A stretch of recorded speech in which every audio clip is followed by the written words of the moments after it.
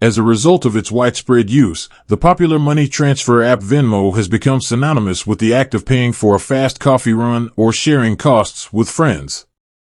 On the other hand, what happens when you want to transfer a significant amount of money?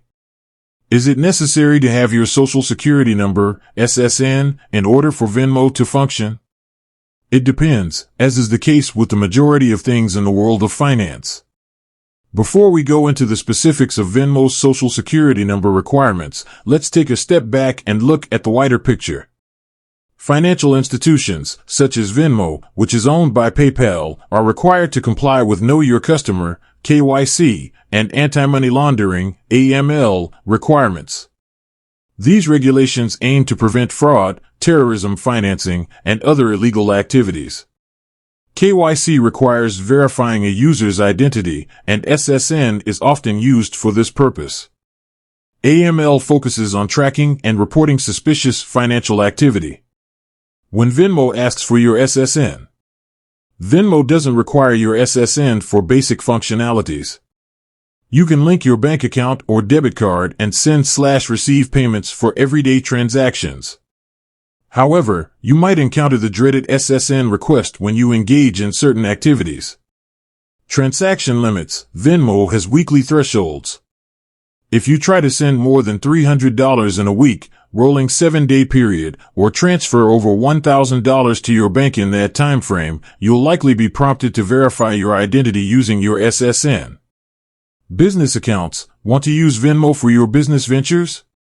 Creating an organization profile often requires SSN verification, especially if you operate as a sole proprietor. High transaction volume, even with a personal account, exceeding 200 transactions in a year might trigger an SSN verification request. Why does Venmo need your SSN? By verifying your SSN, Venmo strengthens its KYC and AML compliance. This helps them identify users. The SSN helps confirm you are who you say you are, reducing the risk of fake accounts used for fraudulent activities. Combat money laundering. Large or frequent transactions could be a red flag for money laundering. Verifying your SSN helps Venmo identify suspicious activity and report it to the authorities. Comply with regulations. Financial institutions face hefty fines for non-compliance with KYC and AML regulations. By verifying your SSN, Venmo demonstrates they're taking these regulations seriously. What if I don't want to provide my SSN? The good news is that you're not forced to provide your SSN if you don't engage in activities that trigger the verification request. You can still use Venmo for everyday transactions within the set limits.